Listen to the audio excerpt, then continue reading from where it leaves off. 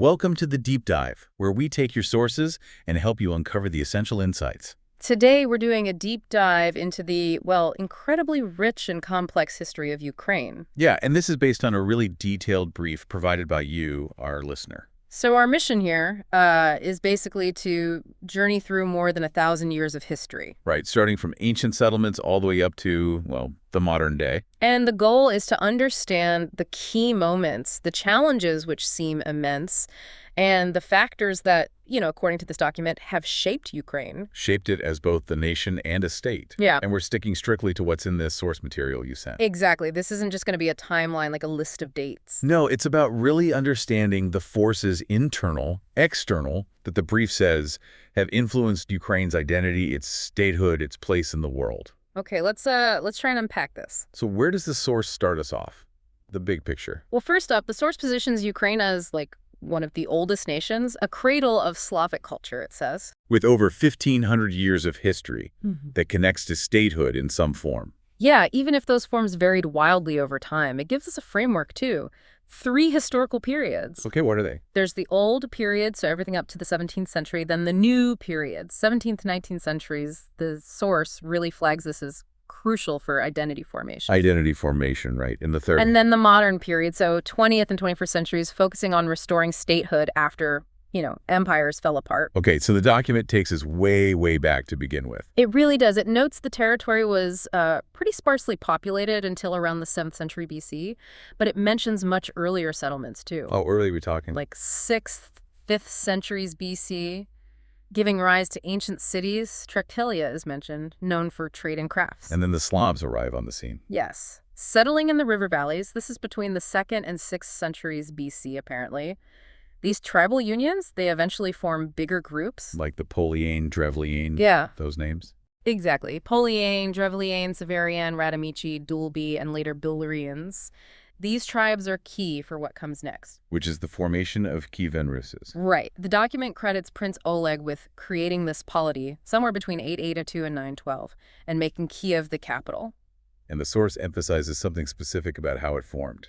It really highlights the principle of voluntary unification, that these Slavic tribes came together willingly. Voluntary unification. That's an interesting take the brief focuses on. It also mentions different ways historians see this early state. It does note differing views, yeah. For instance, it mentions one perspective seeing Kyivan Rus as sort of proto-totalitarian based on civil liberties, which seems a bit contradictory, maybe. Suggesting strong central control, perhaps. Perhaps. Despite maybe some freedoms mentioned, it also connects some scholarly views from Hrushevsky's time, seeing it as a kind of suprematism linked to 1920s European ideas. Okay, and then Prince Volodymyr builds on this foundation. Volodymyr, yeah.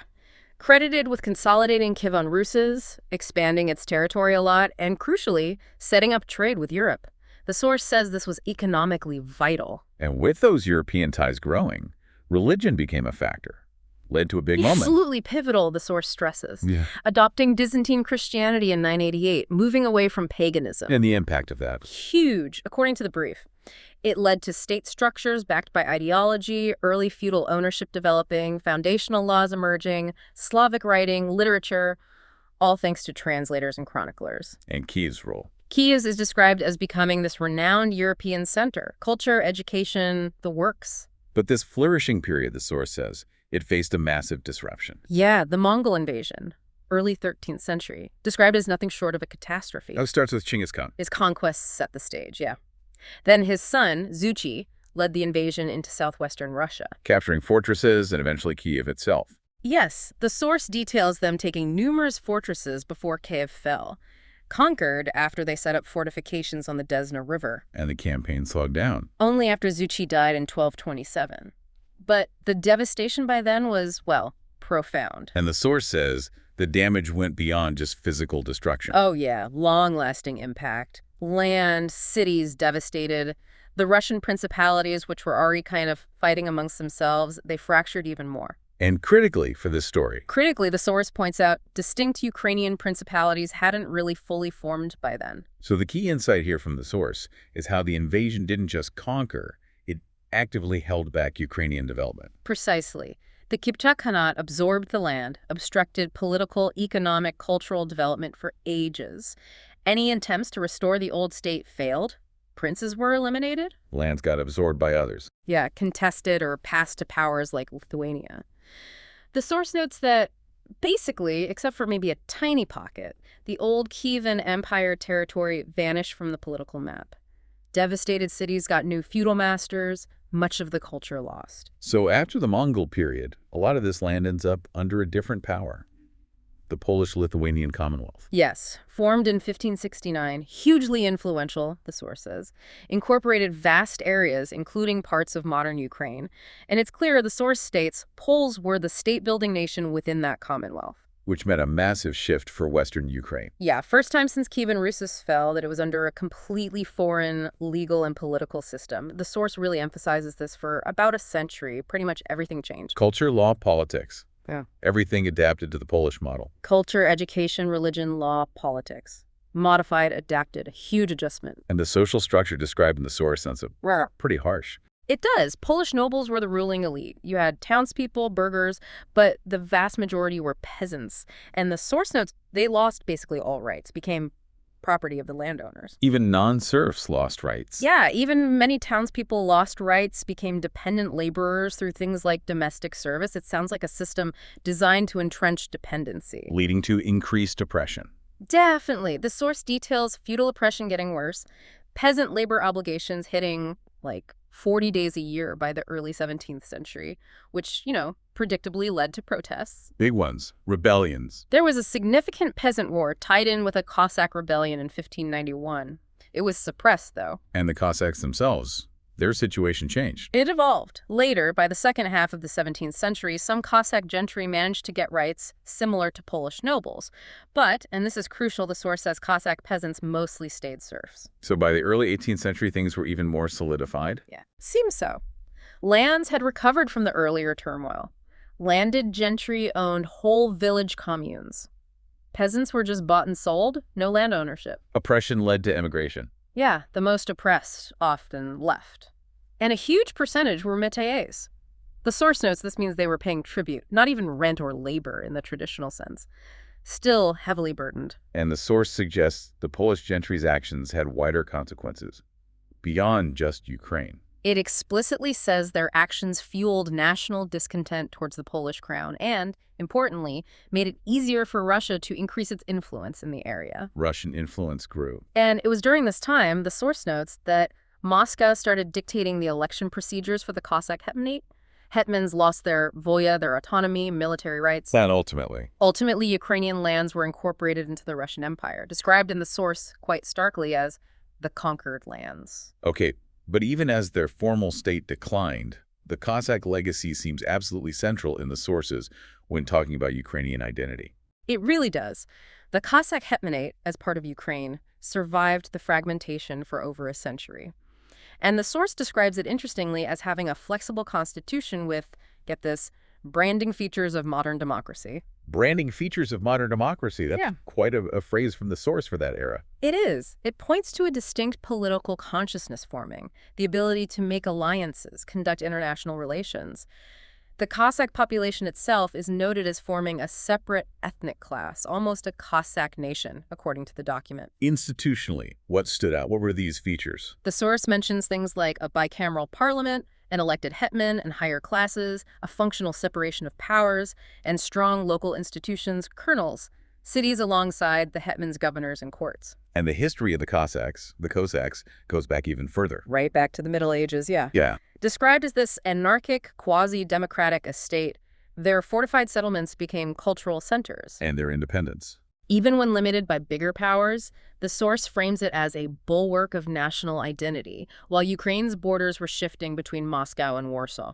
So not just military figures, then. More than that. Oh, definitely not just military. The source paints them as defenders, heralds of Ukraine's ethno-linguistic culture. This period also sees collective memories starting to form in literature, late 17th century. Codified later. Yeah, by Ivan Kotlяревsky.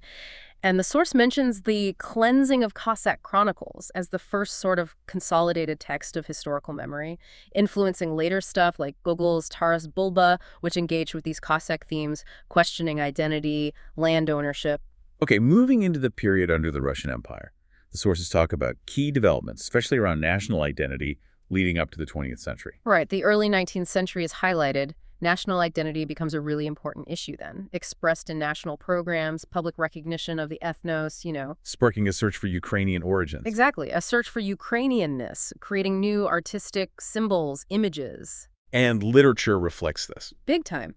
Academic and popular Ukrainian literature starts to flourish, often using the theme of Ukraine as a great fatherland. Economically, what was the picture? Economically, the source says, much of Ukraine stayed agrarian, underdeveloped, especially in the steppe regions. Industry came later, second half of the 19th century. Concentrated in specific areas. Yeah, places like the Donetsk and Kryvyi Rih basins and cities like Odessa, Mykolaiv. And this industrialization brought migration. Yes, leading to these mixed cultural strata, Ukrainians living alongside Great Russians, Poles, Jews, Georgians. More cities, but the source mentions language vulnerability.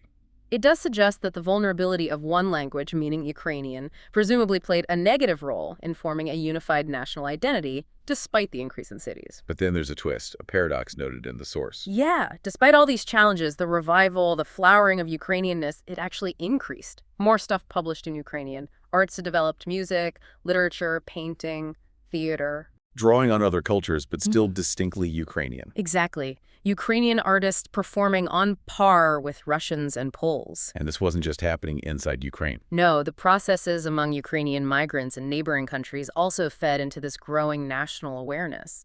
And the source notes local authorities were watching, fearing demands for independence. Then comes the early 20th century. World War I, huge upheaval. The war, 1914-1918, is called a catalyzer, a chance to break from Russian oppressive structures. And over in the Austro-Hungarian Empire, Ruthenians were also pushing for autonomy. And during this chaos, the source details attempts to actually establish a Ukrainian state. Yeah, the Central Rada tried to impose governance, led to a really complex time-dual power, different regimes popping up, like a Hetman's regime in left bank Ukraine, a more decentralized setup in right bank Ukraine, influenced by groups like the Haidamaks. But it sounds like a period of intense political violence. Very much so. The source mentions pro-Russian battalions, mutual atrocities, counter-revolutionary campaigns, the impact of a separate peace treaty.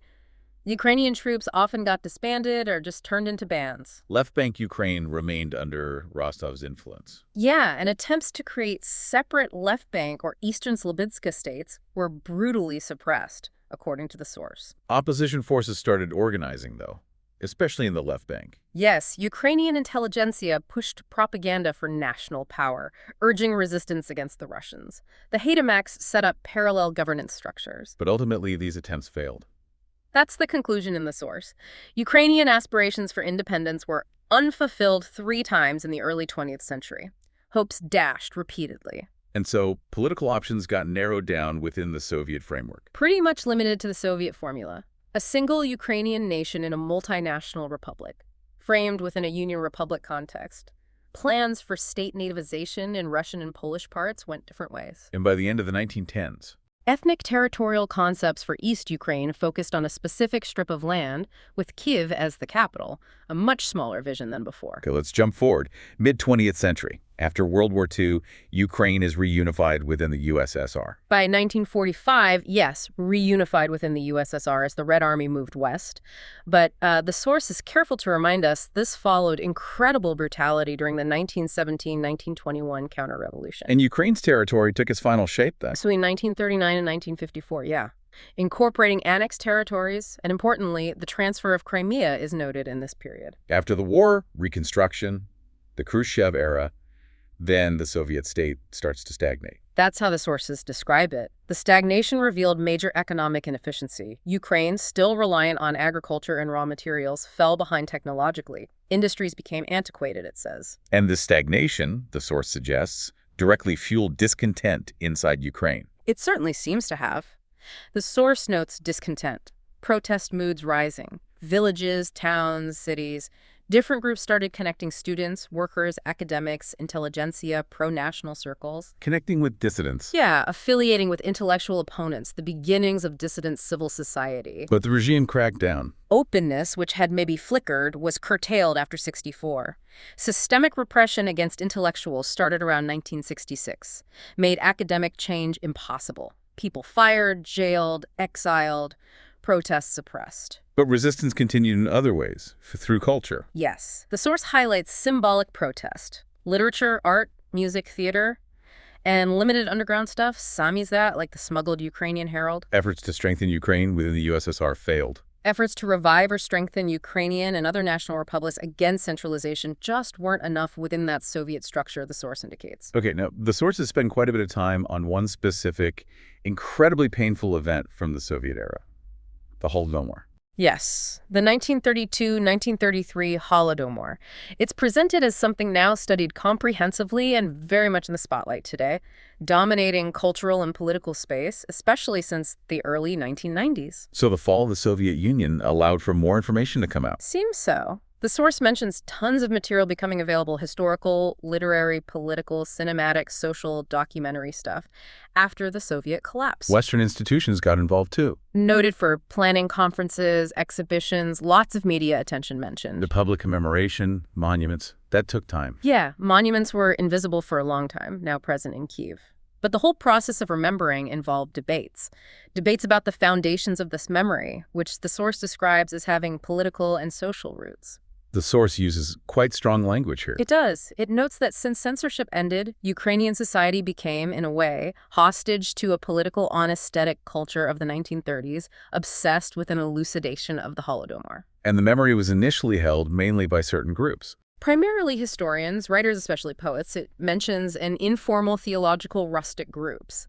The source finds it surprising there weren't more sort of orthodox or popular cultural versions in literature or visual arts back then. So external attention helped bring it to the forefront within Ukraine. The source suggests Western and public politics of memory played a role in focusing wider attention on it inside Ukraine. The policy around the Holodomor is framed almost like a system in itself. A multi-layered feedback institution. Yeah, regulating and producing conditions that impact memory politics, both internally and externally. The main point from the source, though, is that 1932-1933 is highly publicized now and a very relevant political issue. Okay, moving towards the end of the USSR. The sources point to leadership failures as a big factor in its collapse. It definitely flags inadequate leadership. Gorbachev's reforms seen as incomplete. The new leaders in early 91 perceived as, well, unprepared or weak, struggling with foreign policy, internal stuff. And 1991 itself is described as just incredibly complex, turbulent. Absolutely. The government couldn't fix the economy, despite trying. Demands for political change, dual economic development things that have been building since '89, they really intensified. Anti-communist opposition grew. Gained ground in the republics, yeah. Yeah. And the Russian Federation itself being ready to oppose the Central Soviet Authority just sped everything up. And the demand for independence really took off. Intellectuals in most republics backed independence or sovereignty, especially after Lithuania declared it.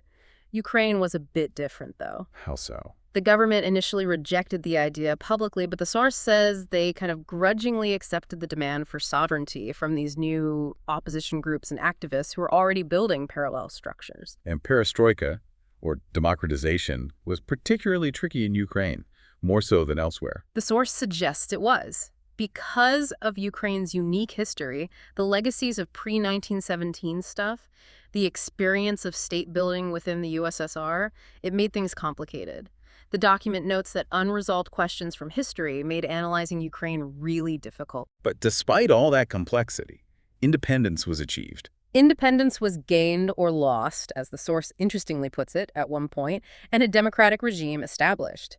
Described by most observers, the source says, as a staggering achievement of the people. And the final step in 1991 was a specific event, the referendum. Right. After Kravchuk started preparations in late 1990, the referendum happened on December 1st, 1991. And the result was decisive. Overwhelmingly. The question was simple. Do you support the act of declaration of independence? 84% turnout. 90.3% voted yes, only 9% for the opposition. And the source adds some context to that vote.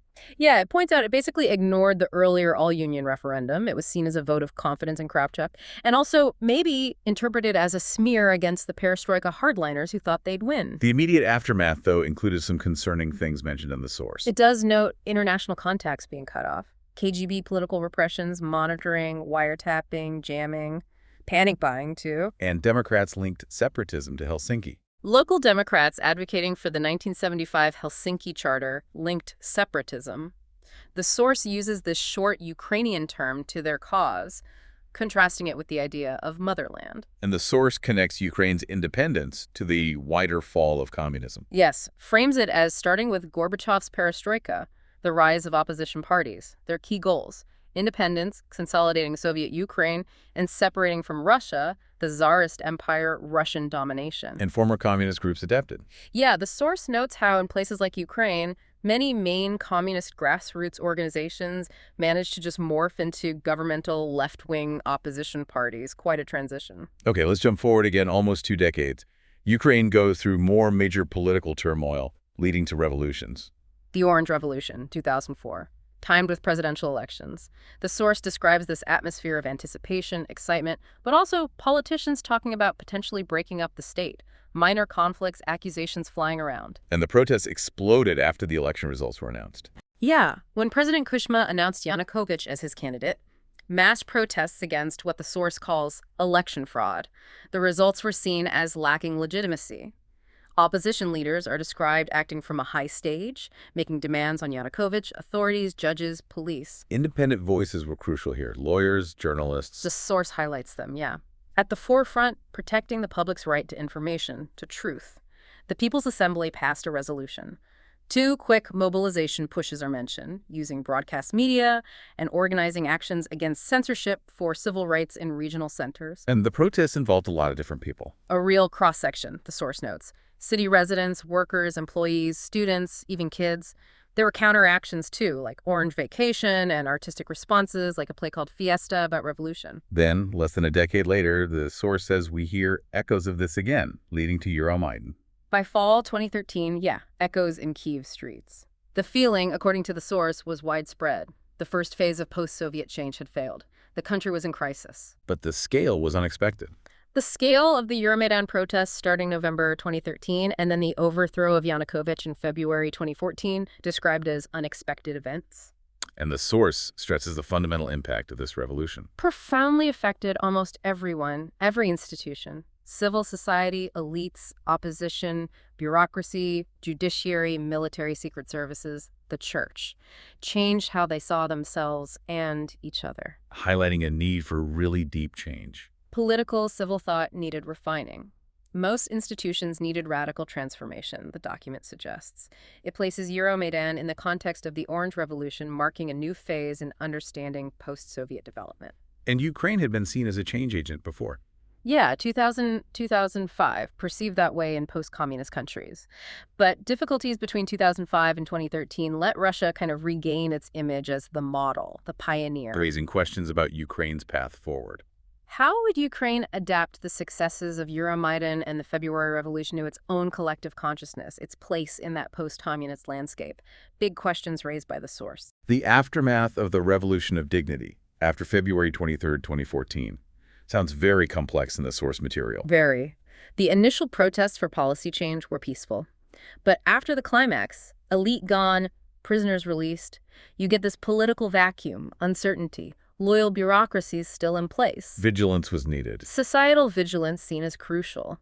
But the source notes conditions for effective political monitoring weren't really prioritized, and there were real concerns about threats, reprisals from the old regime elements. Civic preparedness was important, but faced hurdles. Activists and analysts found it critical, according to the source. But attempts to target activists were sometimes blocked by what the source calls protective representation of certain favored ones. Protective networks grew through elite contacts, aiming for short-term gains, presenting a facade of vigilance. What about readiness for direct action? Illustration, justice. Also seen as critical after the revolution's peak. Against threats to restorative justice, for illustration purging old officials, this readiness spanned groups, victims to security service factions. But the follow-through was lacking. The source is quite critical here. Expected actions were often delayed, muddled, botched, or twisted into personal vendettas throughout 2014. Which led to negative outcomes, the source suggests. Describes a gradual drift. Illegitimacy, violence, repression for some groups. Media, civil society narratives sometimes advocated. Purposeful diabolic hostility against targets oligarchs, public servants. sometimes asking for anonymity for victims, personal retaliation, or even physical abuse of opponents. External groups and armed elements got involved, too. The source mentions civic groups and external fellows targeting opposition elites, civil servants, journalists, and specifically names semi-autonomous armed nationalist or paramilitary groups engaging in corruption, whacking, blackmail, harassment. But the source points to one exception amid this turmoil. The Council of Independent Trade Unions of Ukraine, highlighted as the one exception, described as inclusive, egalitarian, cultured, constructive, morally irreproachable. Quite a contrast. And new ways of understanding this period emerged, new narratives. Narratives based on cynicism, shared tragedy, slow awakening, radical political views appeared. The source notes a need for quickly invented explanations, sometimes lacking verifiable grounding. A feverish outbreak of political intellectual activity empowered peripheral actors, marginalized moderates. Okay, against this backdrop, recent revolutions, complex internal stuff. Yeah. The conflict with Russia in 2014 becomes a central challenge the sources tackle. Yeah, the source frames this conflict as deeply rooted. In Ukraine's whole history, it's modern nationalism, posing the core question: is Ukrainian statehood, sovereignty, independence even possible or acceptable in the region? Ukraine's position is stated clearly. Ukraine accuses Russia of intervening in its eastern provinces, violating sovereignty, borders, straightforward accusation. But the source also lays out the Russian claims. It does. Russia, according to the source, claims it's defending its people, accuses the new Ukrainian government of being far-right extremists, descendants of WWII atrocity participants. And Russia blames the West, too. Simultaneously accuses the West of meddling, orchestrating Maidan to destabilize the region, threaten Russian security. That's the narrative presented from the Russian side in the source. The annexation of Crimea in 2014 is obviously key here. The source describes Russia's actions as protective measures, or a military operation, resulting in what the document terms the de facto annexation of Crimea. It even mentions the Kosovo precedent in this context. And it notes earlier history regarding Crimea. Yeah, mentions attempts by the Kuchma regime to annex Crimea back in 1994 and efforts to reduce its autonomy in 1999. So there's historical context provided. And the events leading up to Euromaidan under Yanukovych also played into this conflict setting. Absolutely. The source notes Yanukovych won in 2010, seen as pro-Kremlin. Russia actively wanted Ukraine back in its orbit. Medvedev's reactions, plans for ties, free trade zone, energy discounts, all mentioned. While the EU was making offers too. Exactly. EU offers a planned summit with Barroso. Yanukovych seemed caught in the middle, Reluctantly agreeing to release Tymoshenko. Yeah, but the EU wasn't impressed with the overall situation deteriorating. Then comes Yanukovych's sudden decision against signing the EU association agreement. The source calls this the late decision to remove this muddle-headed problem that backfired catastrophically. That decision being the direct trigger for Euromaidan. That's how the source presents it, the immediate trigger for the protests we discussed. This constant push and pull, east versus west, it brings us to Ukraine's stated goal: moving towards Europe, its global integration since independence. Right. The source highlights Ukraine declaring its intention to join the EU back in 2005 under President Yushchenko, seeking membership perspectives, an action plan. And NATO relations, too. In parallel, yeah. Deepening relations with NATO. First step taken Feb 2005. And the reasoning given in the source for these policies: national security. Presented as a necessary reaction to changes, world and domestic, aimed at securing national security, preventing past tragedies. Chernobyl, famine, wars, poverty are listed. New priorities mentioned: developing border transit potential, Ukraine's role in regional stability. But achieving these European goals hit major roadblocks, the sources say. Big time. The document blames failure on systematic external impediments and internal limitations. It highlights the continued dominance of the appeal of Eurasianism among parts of the elite society, showing up in referendums. Westernization deeply divided Ukraine. Polarized it, the source notes. Executives often gave in to pro-Russian pressures. And there were internal institutional challenges mentioned: problems with research, public perception. Yeah, the source mentions issues like research authority being affected by politics, some former presidential candidates' families lacking public approval. National security experts apparently saw academia as out of touch, negative views of systemic malpractice being replicated internally, difficulty understanding contempt for candidates before elections. Hysteria against sanctions. Noted too. trying to argue Ukraine couldn't be sovereign without Russia. A lot of internal friction described. But despite all these challenges, internal and external, Ukraine has established itself globally since 1991. The source is clear on that. Sovereign state since 91. Recognized by UN, Council of Europe, OSCE, initially neutral. The world, the document says, recognized Ukraine's striving for democracy, market economy, its sovereignty, its commitment to international law. And it acts as a foreign policy player now. Definitely. Has its own interests, positions, participates in international organizations, forums, embassies, consulates abroad. The source notes international questions needing a Ukrainian stance are becoming more frequent, more pressing. Events involving Ukraine are scrutinized Closely by pundits, both Ukraine's foreign policy and foreign activity in Ukraine. so the independent state is accepted, analyzed as a political subject. Accepted and scrutinized, yeah. Researchers, the source notes, analyze notable events right from the start, covering key topics. Russia, Ukraine, Ukraine West, NATO-EU prospects, neo-nationalism concerns from neighbors, arms issues, resettlement of Russians, Russian language education issues, lots of ongoing analysis. Okay, turning to the economy now. The sources sound pretty critical about reform efforts since independence. Very critical. The document directly blames recent political crisis and state fragility on poor results from past reforms.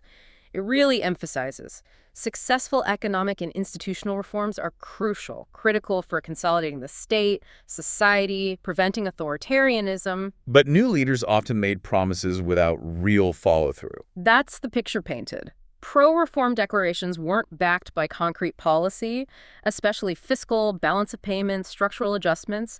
And the source points out this isn't new. Past reform opportunities either led to no change or just piecemeal fixes. And reforms faced active blocking. The source describes a sort of half-hearted reform process getting stalled by counter-reforms, enacted by this coalition of new oligarchs and old-style red directors from the Soviet days. There was a push after the 98-99 financial crisis. Yes, after that crisis and Kuchma's re-election with Yushchenko as PM, some achievements noted. Fiscal adjustment, public finance reform, attempts to restructure the energy sector. But that didn't last. Yushchenko's government was soon replaced, the source points out, by one dominated by those red industrialists and oligarchs again. Backsliding. The Orange Revolution provided another chance, another window. End of 2004, yeah. The source indicates a political window opened for serious reforms.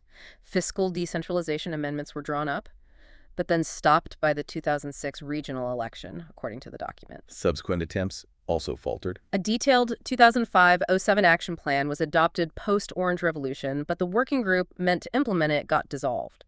A new plan in 2006 focused on secondary laws, not big changes, the source notes. Lack of serious debate, budget problems. Lack of serious discussion on medium-term economic policy in Parliament mentioned. Specific budget problems highlighted too: 2010 draft, incomplete, non-compliant, 2011 budget delayed, not enough fiscal effort despite warnings.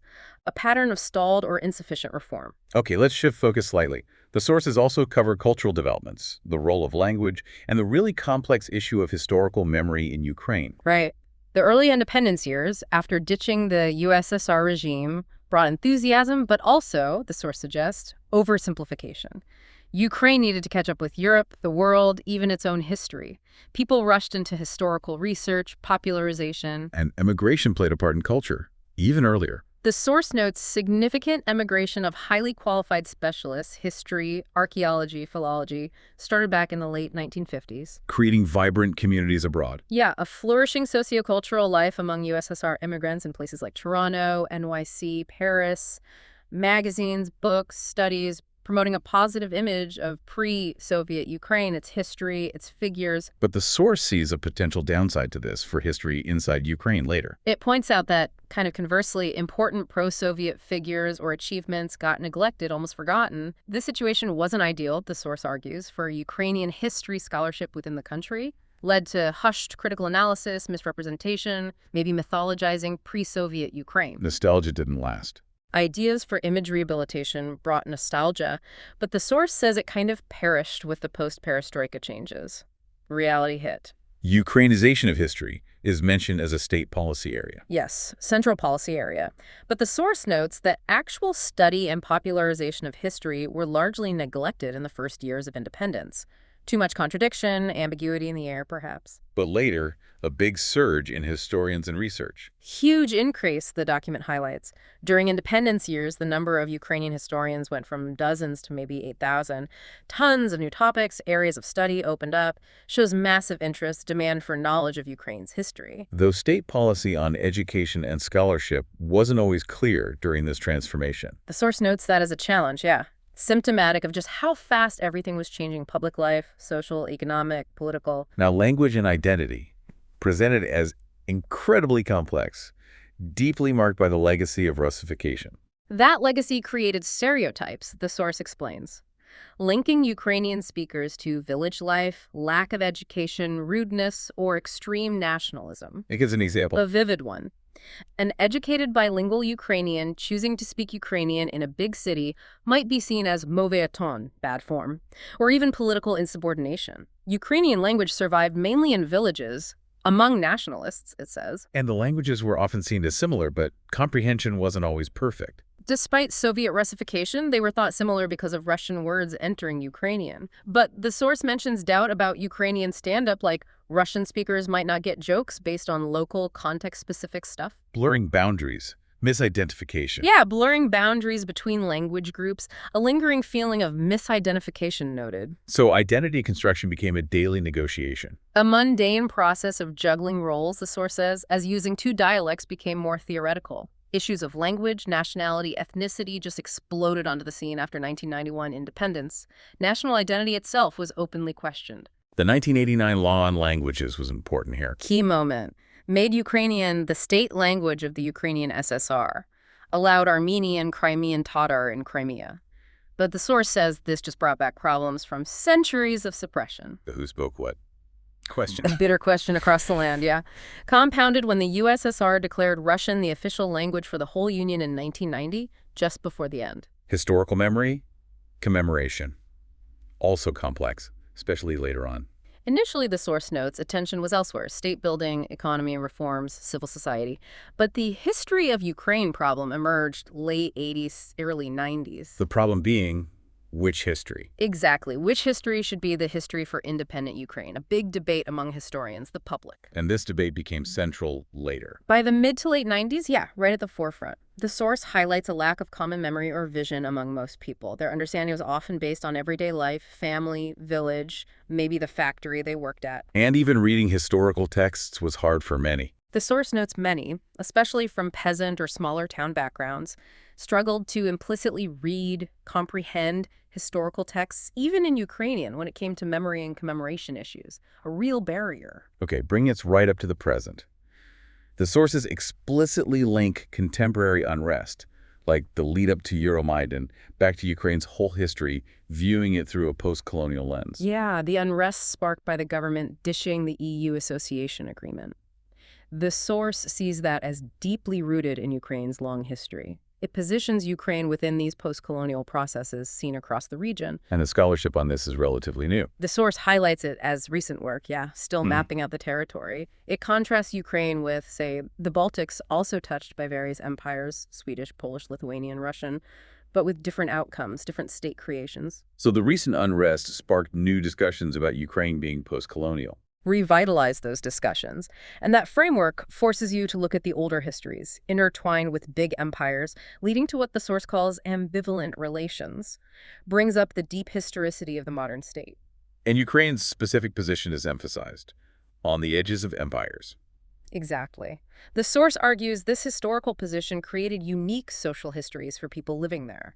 Conditions like statelessness, maybe a deeper loss of identity than in other regional states. What creates a specific political urgency now? It generates this urgency of nation-state politics, as the source puts it.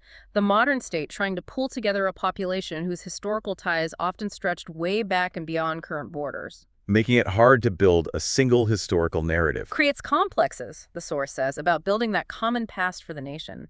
The desire for inclusion clashes with the reality that any honest history includes impossible things. Difficult truths. Dealing with the shadow present. Yeah, curated histories need to honestly deal with that shadow present in the state at the big picture level, which can cause anger or resentment at the individual level. And the source sees the birth of the post-1991 state through this lens, too. as having gone untreated into secular politics, meaning it confronted this complex inheritance without formal planning, without really processing it, often leading, the source notes, to just trying to ban or delegitimize certain histories outright. Wow. Okay. We have really covered an incredible amount of ground based on these sources, from ancient settlements, Kyivan Rus's centuries under external rule, identity struggles, revolutions, conflicts, right up to the deep complexities facing modern Ukraine. Yeah, the sources we've gone through today absolutely underscore this incredibly long, challenging arc of Ukrainian history, marked by resilience, yes, but also constant challenges to statehood, and this ongoing effort to define itself amidst powerful external forces and its own really layered, complex past. And here's where it gets, for me, really interesting. The document consistently frames Ukraine as this state on the edges of empires, grappling with histories of statelessness, a degree of loss of identity, which it argues creates this profound urgency of nation-state politics right now. So if we stick just to this material, what does this deep history seen through this specific lens of empires, identity struggles, actually tell us about understanding Ukraine today? Which leads to a final thought, maybe a question for you, the listener, based purely on the dynamics described in these sources. Given this incredibly long and complex history, the external pressures, the internal challenges, the urgency, the source talks about what foundational shifts or developments, rooted in the patterns identified right here in this document, might be necessary for Ukraine to truly solidify that national identity and fully navigate its place in the world. Definitely a lot to think about there.